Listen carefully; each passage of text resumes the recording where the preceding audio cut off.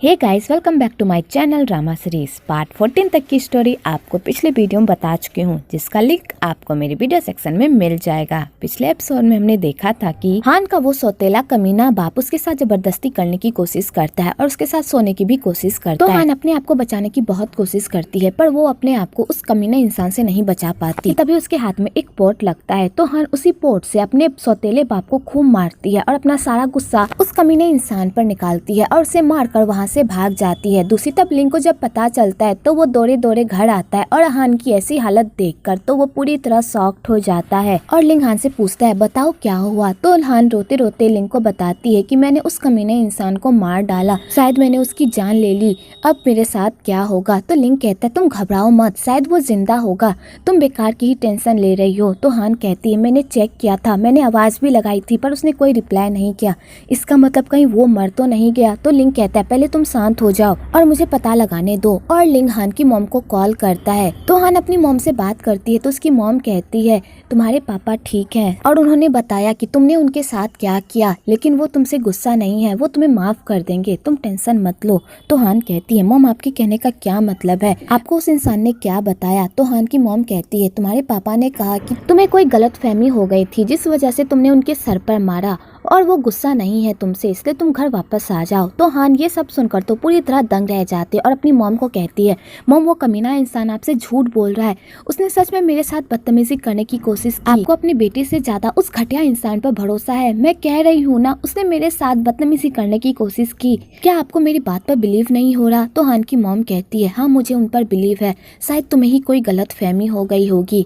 तो हान जैसे ये सुनती है कि उसकी मॉम उस पर भरोसा ना करके अपने पति पर भरोसा कर रही है, तो हान का ये सब सुनकर तो दिल ही टूट जाता है और वो भुकार भुकार कर रोने लगती है। तो लिंग उसे संभालता है। आगे हान नहा रही होती है कि तभी उसकी नजर अपने हाथ पे पड़ती है और उसके हाथ में वो ब्रासलेट नहीं होता। तो वो लिंग को कहती है, लिंग मेरा ब्रासलेट शायद घर में ही छूट गया है, मुझे वो ब्रासलेट चाहिए। तो लिंग कहता है, तुम इतनी टेंशन क्यों ले रही हो, वो तो एक ब्रासलेट था ना, मैं तुम्हें दूसरा खरीद कर ला दूंगा। तो हान कहती है, वो तुम्हारा लकी ब्रासलेट था, मैं उसे ऐसे नहीं खो सकती, मुझे उसे ढूंढना होगा।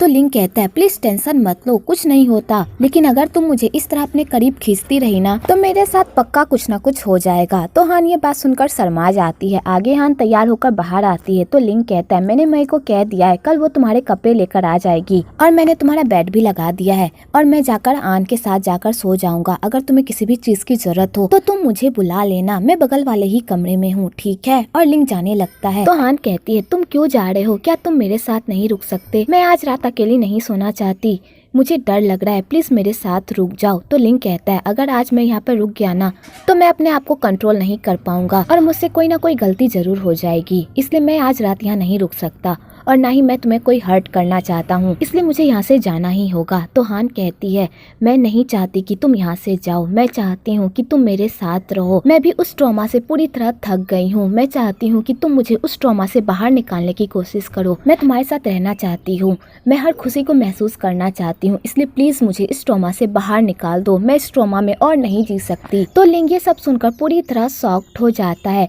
और वो हान को किस कर लेता है। आगे उन दोनों के बीच में प्यार के फूल खिलने लगते हैं।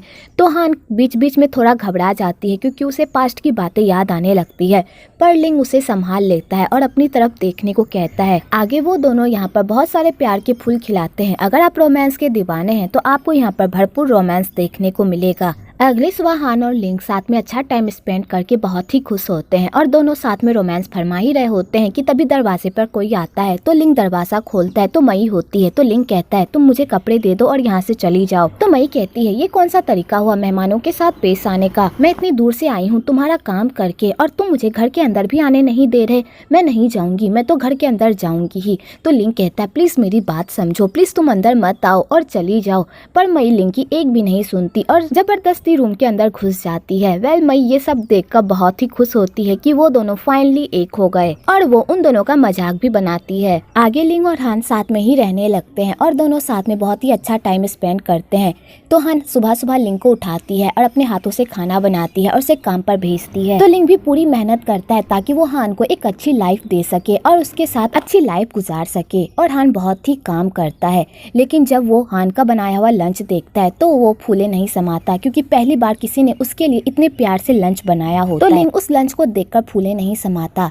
आगे हर रोज हान रोज लिंग को उठाती है, उसे तैयार करती है, उसके लिए खाना बनाती है, उसके लिए लंच पैक करती है और उसे गुड बाय किस करके उसे काम पर रोज भेजती है। और इसी तरह वो दोनों अपनी लाइफ में बहुत ही खुश रहते हैं। आगे लिंग ये सब देखकर बहुत ही खुश रहता है और उसकी लाइफ बहुत ही अच्छी चल रही होती है। तो लिंग सोचता है अगर हम दोनों को एक साथ रहना ही है और हम दोनों एक साथ बहुत खुश हैं तो क्यों ना वो हान को प्रपोज कर दे शादी के लिए। तो लिंग ऐसा ही करता है और वो हान को शादी के लिए प्रपोज कर देता है। तो हान ये सब देखकर बहुत ही खुश हो जाती है। आगे हान मई को इस बारे में बताती है तो मई ये सब सुनकर फूले नहीं समाती और कहती है फाइनली तुम दोनों ने हाँ तो कर दी, अब तुम दोनों हमेशा साथ रहोगे। वैसे भी मुझे तुम दोनों की जोड़ी बहुत ही पसंद आती है।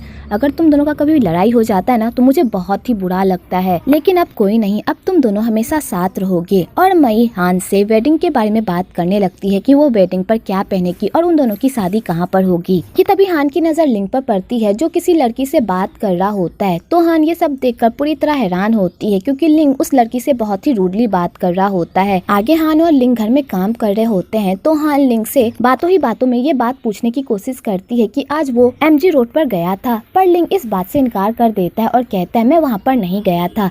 तो हान भी इस बात को इग्नोर कर देती है और कहती है शायद मैंने किसी और को देख लिया होगा। तो लिंग कहता है हो सकता है, वैसे मुझे तुम्हें एक बात बतानी थी, मैं नहीं चाहता था कि तुम्हें ये बात बाहर से पता चले, मैंने स्कूल से ड्रॉप आउट कर लिया है। तो हान ये सब सुनकर पूरी तरह शॉक्ड हो जाती है और वो लिंग से पूछती है लेकिन क्यों तुमने ड्रॉप आउट किया। तो लिंग कहता है मेरा बचपन से ही सपना है रेसिंग करने का और उसके साथ साथ मेरी पूरी जिम्मेदारी बनती है कि मैं तुम्हें एक अच्छी लाइफ दूं और उसके लिए मुझे रेसिंग पर ध्यान देना होगा और मुझे रेसिंग पर ध्यान देने के लिए अपनी पढ़ाई छोड़नी होगी। मैंने मिनगू से वादा किया है कि मैं पूरी मेहनत करूंगा और रेसिंग चैंपियनशिप जीत कर आऊंगा, इसलिए मुझे रेसिंग पर ध्यान देना होगा, क्या तुम मेरा साथ दोगी। तो हान ये सब सुनकर थोड़ा सा तो सैड होती है पर वो लिंग की बातों को सुनकर कन्विंस हो जाती है और वो लिंग का पूरा साथ देती है। तो लिंग ये सब देखकर बहुत ही खुश होता है। वेल आपको यहाँ पर इन दोनों का रोमांटिक सीन भी देखने को मिलेगा। अगली सुबह वही लेडी हान से मिलने के लिए आती है तो हान उस लेडी को देखकर पूरी तरह हैरान होती है और उससे पूछती है कि आप कौन है। वो लेडी बताती है कि मैं लिंग के पापा की गर्लफ्रेंड हूँ। तो हान ये सब सुनकर पूरी तरह शॉक्ड हो जाती है और वो पूछती है आप मुझसे क्यों मिलना चाहती हैं और उस दिन आप लिंग से क्या बात कर रही थी। तो लिंग के पापा की गर्लफ्रेंड उसे बताती है कि मैं उस दिन लिंग से यही बात कर रही थी कि वो अपना स्कूल ड्रॉप आउट ना करे रेसिंग की वजह से और अपने घर वापस चले और अपने पापा से बात करे। और उसे मैं ये भी समझा रही थी कि अभी उसकी कोई उम्र नहीं हुई है शादी करने की। तो हान ये सब सुनकर पूरी तरह शॉक्ड हो जाती है। तो वो लेडी कहती है मैं जानती हूँ लिंग तुमसे बहुत प्यार करता है और मैं तुम दोनों के प्यार की रिस्पेक्ट भी करती हूँ, लेकिन लिंग ने जो रास्ता चुना है वो रास्ता उसके लिए गलत है। उसके पापा उससे बहुत प्यार करते हैं, लेकिन उनकी सबसे बड़ी प्रॉब्लम ये है कि वो अपनी फीलिंग्स किसी के सामने एक्सप्रेस ही नहीं कर पाते और यही उनकी सबसे बड़ी डिमेरिट है कि वो अपने बेटे को अपने पास चाहकर भी नहीं बुला पाते क्योंकि उनका ईगो उनके सामने आ जाता है। और लिंग भी सेम उन्हीं की तरह है। मैं बस इतना चाहती हूँ कि दोनों बाप बेटे की सुलह हो जाए और वो दोनों अपनी लाइफ में आगे बढ़े। और मैं तुमसे भी यही चाहती हूँ कि तुम लिंग से बात करो कि वो अपने पापा से बात करे और घर वापस आ जाए। तो हान ये सब सुनकर पूरी तरह शॉक्ड हो जाती है और बेचारी कुछ भी नहीं कह पाती। दूसरी तरफ मई को कॉलेज से पता चलता है कि हान का वो कमीना बाप उसे हर जगह ढूंढ रहा है और लिंग का पता सबसे पूछ रहा है। तो मई ये बात सीधा लिंग को बताती है तो लिंग समझ जाता है कि वो कमीना इंसान कोई ना कोई हरकत जरूर करेगा। इधर हान अपने घर में काम कर रही होती है कि तभी वहाँ पर उसका कमीना सौतेला बाप आ जाता है और कहता है तुम मुझसे दूर नहीं भाग सकती, तुम सिर्फ मेरी हो और मेरे अलावा तुम्हें कोई और नहीं छू सकता। और वो घटिया इंसान हान के साथ फिर से बदतमीजी करने लगता है।